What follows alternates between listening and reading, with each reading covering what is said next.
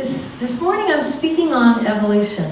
I'm speaking on another request. I don't know who wrote this one. Some of you signed your request cards for my talks. Some of you don't know this, but I did a survey a few months ago and I asked everyone to write a talk that they would like to hear on an index card. So if you haven't done that, please give me one. Or if you want to give me another one. I love what you wrote. I really love the requests. They're so thoughtful and they're just stretching me right and left and up and down.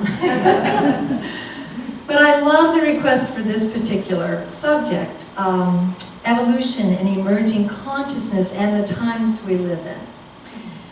So Carl Sagan said that we are the representatives of the cosmos. We are an example of what hydrogen atoms can do given 6 billion years of cosmic evolution. Isn't that great? We used to be hydrogen atoms. Come on.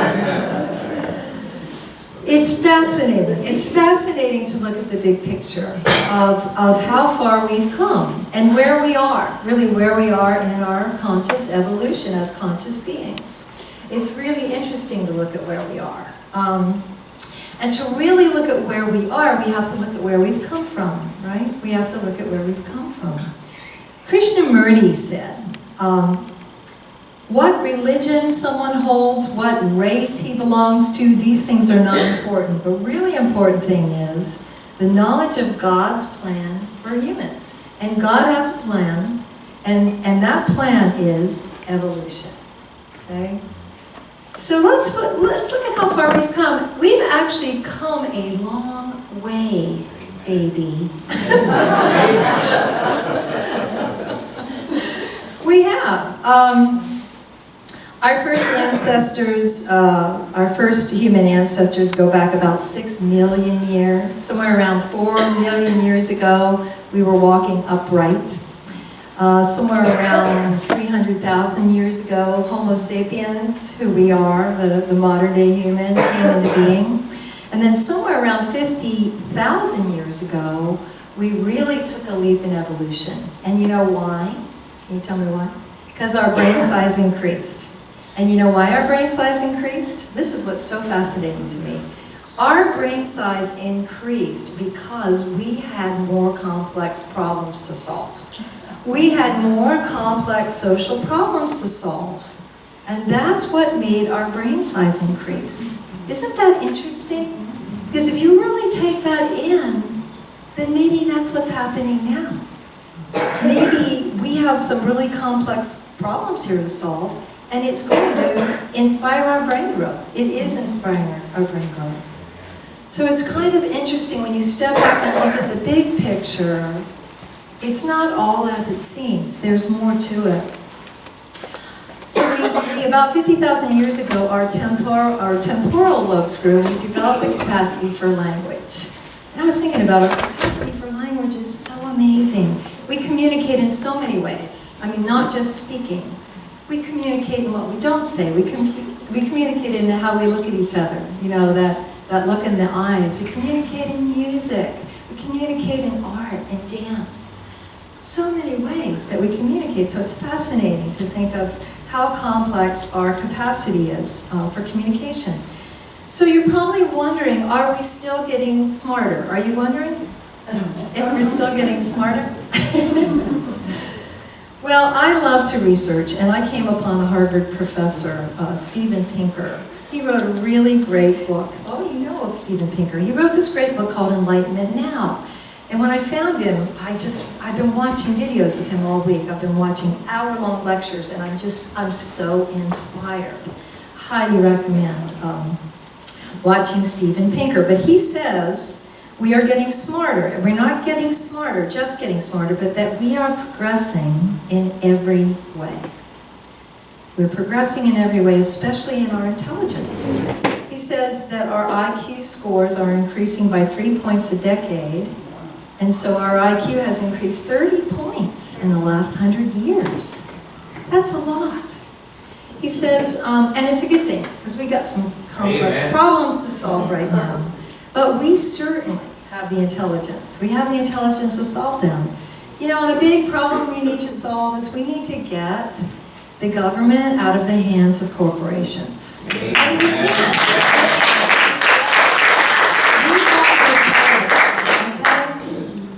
We need to solve mass shootings. And you know what? Let's just take away the assault rifles. Amen. Who needs them? Amen. Who needs them? I have to say this. Yes. They're just for killing. We don't need them. I'm not anti-gun. My family has guns. You know, that's okay. They can have their guns, but they don't have assault rifles. Amen. We don't need them. Okay? I think there was, you know, Australia was having problems with mass shootings, and they got rid of their assault rifles, and they don't have problems with mass shootings now. Okay? Simple solutions like that. Okay? We have the intelligence to do it. But back to the bigger picture. The big picture, if we look at the bigger picture of how far we've come, it's really inspiring. It's really inspiring. We've grown, we've evolved. Think about it. We've gone to the moon. We've explored Mars. We're able to replicate organs. We're able to make noses and ears and bladders, and pretty soon, probably hearts. We're creating all these great spare parts. Anybody got a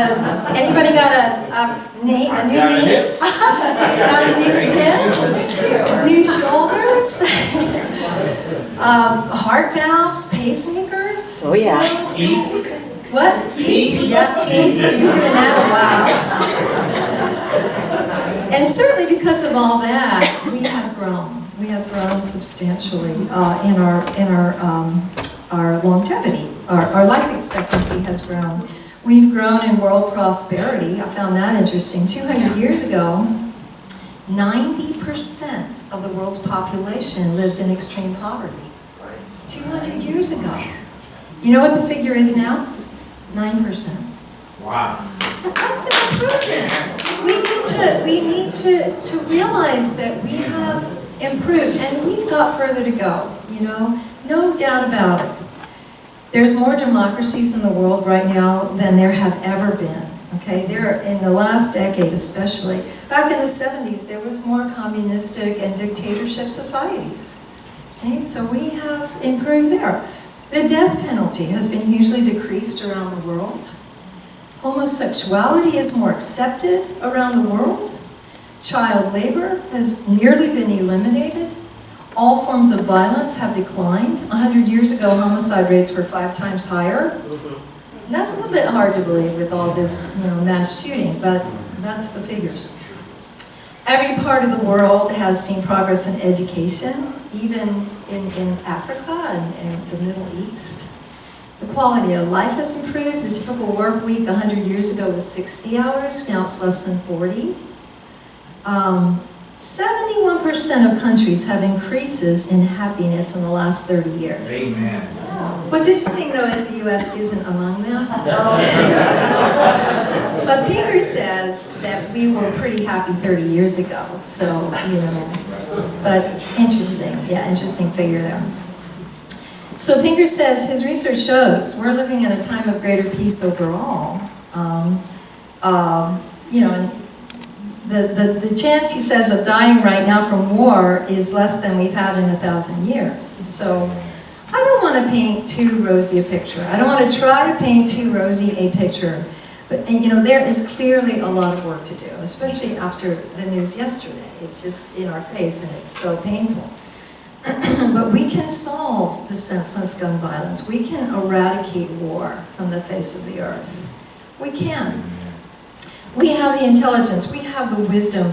We can encourage every nation to disarm all nuclear weapons. We need to do that. We need to do that. And we can encourage, you know, we can deal with climate change. We have the knowledge, we have the ability. Can I hear an amen? Amen. Thank you. Let's do it. Let's get educated, let's have confidence, and let's act, you know.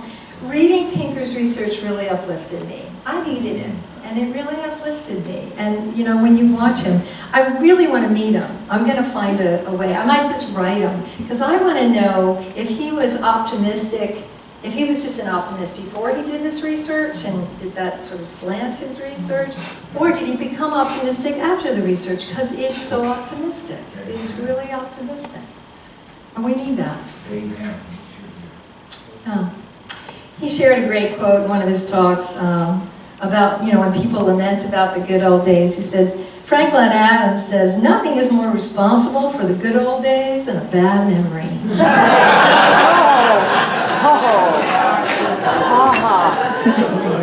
But that was something to think about.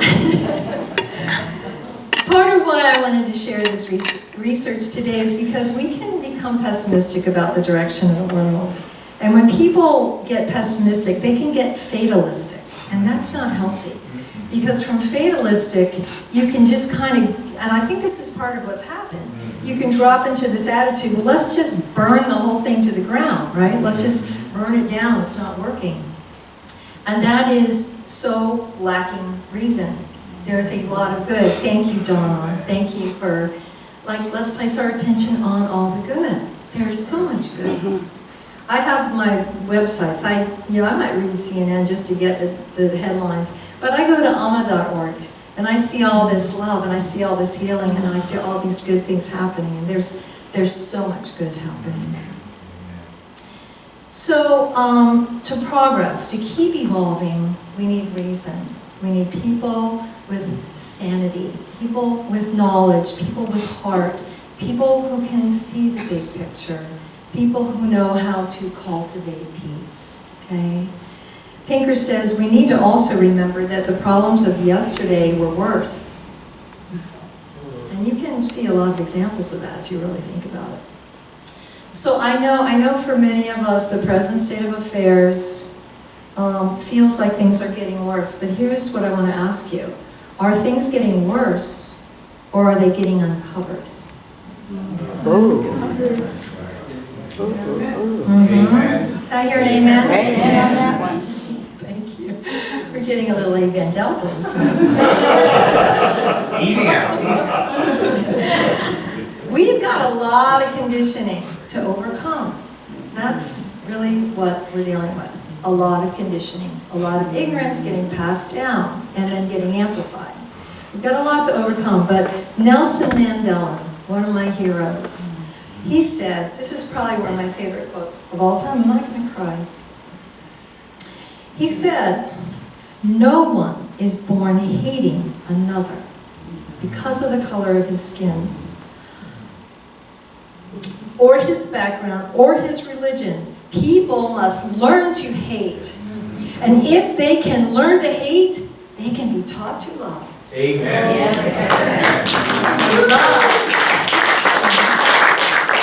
Love comes more naturally to the human heart than its opposite. Truth, pure truth. So we're in the midst of something bigger. It's bigger than any current social or political upheaval. We are in the middle of the evolution of humanity. And we have to remember the big picture. We each have a role to play. Every one of us in this room has a role to play. Every one of us is an important cell in this body of awakening consciousness. So think about how you've evolved in your life.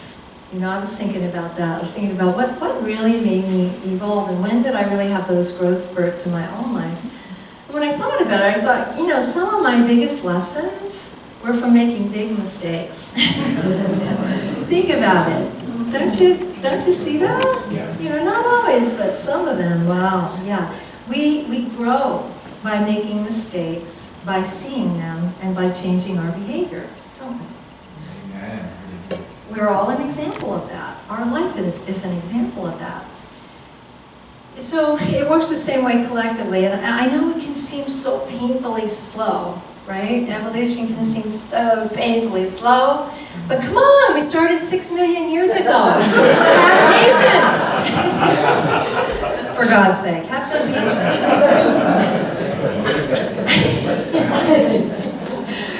I will admit that I am an eternal optimist. I'm an optimist, and I know we can pull through and will pull through this very hard time in our country. I know we will. Another quote from Nelson Mandela. He says, I am fundamentally an optimist, and part of keeping optimistic is keeping one's head pointed towards the sun, and one's feet moving forward. He says, there were many dark moments when my faith in humanity was sorely tested, but I would not and could not give myself up to despair. That way lies defeat and death. You know, that was said by a man who spent 27 years in a prison cell, you know, and he became one of the greatest leaders of the 20th century. So I want to tell you I want to give you a little synopsis about the life of Nelson Mandela, because it's just so inspiring. You've probably seen that wonderful movie. Well, there's been a number of movies.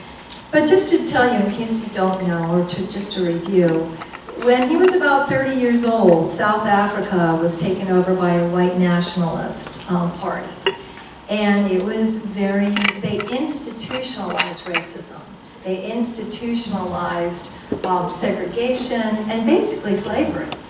And he was a young activist, and he fought that, and he was put in prison. He was tried and he was put in prison with a life sentence. And they called it apartheid, right? Is that how you say it, apartheid? Some people say apartheid, but while he was in prison, he became a symbol, an inspiring symbol for anti-apartheid. And he wrote letters and he encouraged, the resistance. And this went on for some time, and the White Nationalist Party came and visited him in prison, and they asked him, if you would just tell your followers, because you're really popular, just to acquiesce, and just accept this racist government. And he was like, no. And he would not. And so they were going to let him out of prison if he would. But he wouldn't. And that's why he stayed in prison 27 years. But he did get out of prison. And you know what happened when he got out of prison? He became the first black president of a multiracial government in South Africa. Amen. Amen. Yeah, and he won the Nobel Peace Prize. And he was known for how kind he was to the white people, who were the minority, right? He was all about reconciliation. He was such an amazing, powerful leader. And I was so inspired to read about what he did in his time in prison, because they say he went in angry and he came out wise. He used that time not to become bitter. He used that time to become wise. And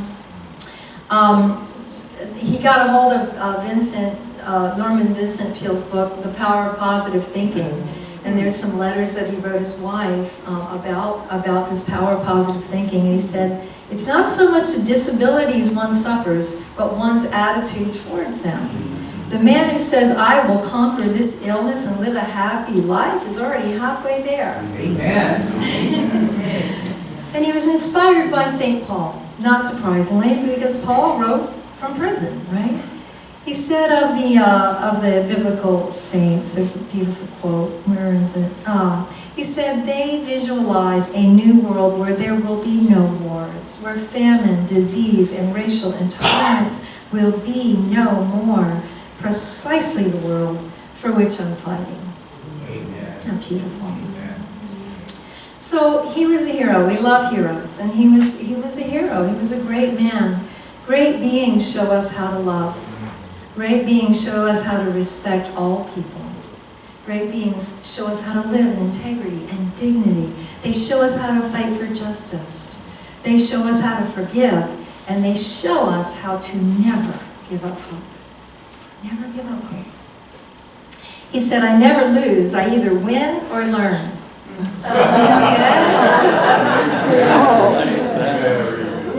Remember that. I never lose. I either win or learn. He also said, may your choices reflect your hope, not your fear. Let our choices reflect our hope, not our fear. So, how do we respond to the times we live in? How do we respond to the times we're in right now? Well, if we follow Nelson Mandela's advice, we move from hope, not fear. We do not let ourselves give up to despair.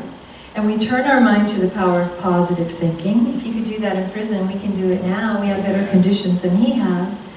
And I would say we have to take care of ourselves. Because this business of evolution, of human evolution, it is a marathon, not a sprint. And anxiety and fear are too pervasive.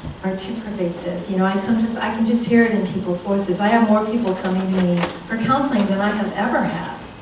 And I myself, I deal with a little more anxiety and fear than ever because I'm sensitive.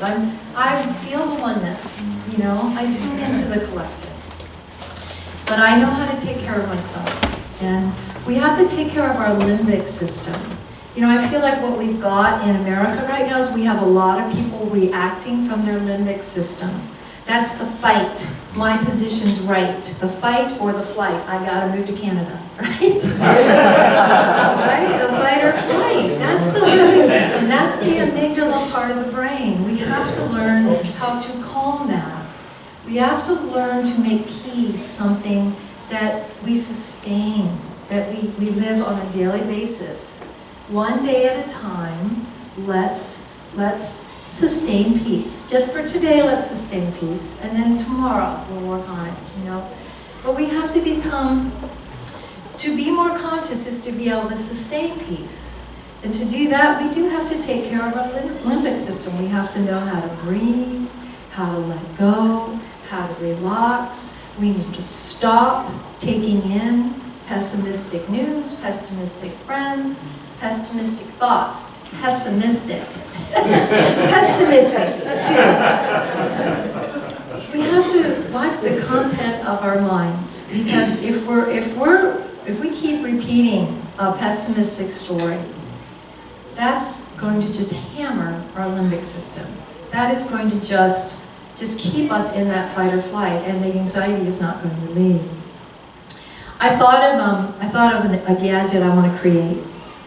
That, you know, if to meet what's happening in our world, we have to meet what's happening in our mind. And I thought of a gadget, a consciousness-raising gadget that I want to create. I got to find some really smart techie person, and it's something that you would wear, and it would record every thought you had all day long. And at night, this is chapter 1 in the consciousness-raising book I'm going to write. You have to review those thoughts. Now, the first night, you might be really shocked to see every thought that you thought all day long, right? And then the second day, you're probably going to be really shocked, and you're probably going to be shocked at the repetition too. By the third day, you know, you might start going, "Wow, this has got to change." Well, by the end of the week, you know, you're going to have a lot of insight. And so chapter 2 is going to be, now you have to take the thoughts that are of the past and future and cut them in half. Because the past is usually lamenting about what happened, it was good or it was bad. The future is usually worrying. So you learn to be in the present. So you cut your thoughts in half that are past and future, and you double your thoughts that are present. Okay, chapter 3. Next week, you take all the thoughts that are chronically negative, that are chronically critical, that are chronically why you can't, and judgmental and limited, and you cut those in half. And you double the thoughts that are actually creative solutions. You see? This is how we become more genius. This is how we become a more contributing human being. Thank you. Well, here's the thing. Maybe we don't have that exact gadget. No, I'm going to work on that. I truly am. But we have something called mindfulness training. And it's the same thing. It's not as convenient as that gadget. It takes a little more work. The gadget would make it easier. But we can start to watch the content of our mind. We've got to watch the content of our mind. And we've got to change it. And as soon as you find yourself going down that runaway train of thoughts, how it's all going to pot, change that story. Notice that. Notice what it's doing to your limbic system, to your nervous system, to your energy level. You know, here's what I do. I work most days till about 5 o'clock, and then I get up and I go to the lake, and I walk at the lake, and I walk about 2 miles in the forest. And as soon as I'm on that dirt path, I feel the energy of the earth. I feel it coming into me. I feel it changing me. I look up at those trees, and those trees are singing that beautiful song. They're whispering, peace, be still. They know how to be still. They know how to be. It can't be anything else but just trees being. And they teach me. And there's flowers blooming, and they bring me joy. And I do that walk, and then I jump in that lake. And oh, I jump in that lake, frozen, it's melted, snow. And I just feel all this prana. Every cell wakes up, and I feel alive, and I feel delight. And then I bring that to the world. I bring that here to you. I bring that to my family. I bring that to my loved ones. I bring it to my community. This is what we must do. We must focus on what brings us peace and bring that. Bring that. Amen. So take time to soothe the mind and heart. Walk on the earth, look at the sky, connect to this vast universe that is so much bigger than your collection of thoughts that's creating anxiety for you right now. Okay? Yes, we have big problems to solve, but we have more of humanity waking up now than ever before. Okay? So in closing, please remember, we have come so far. We have come so far.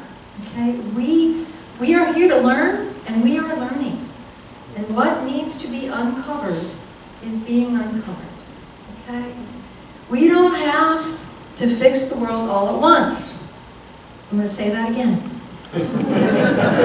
We don't have to fix the world all at once.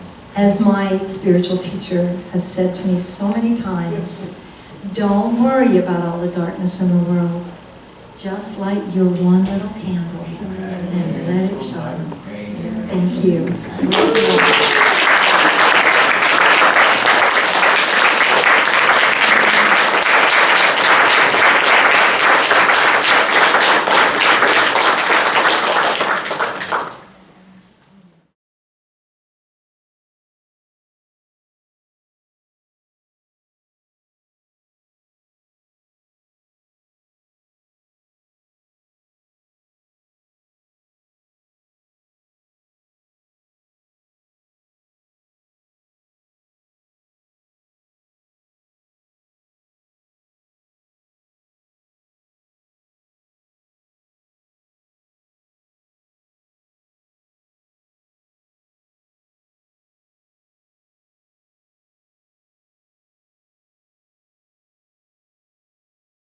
Thank you.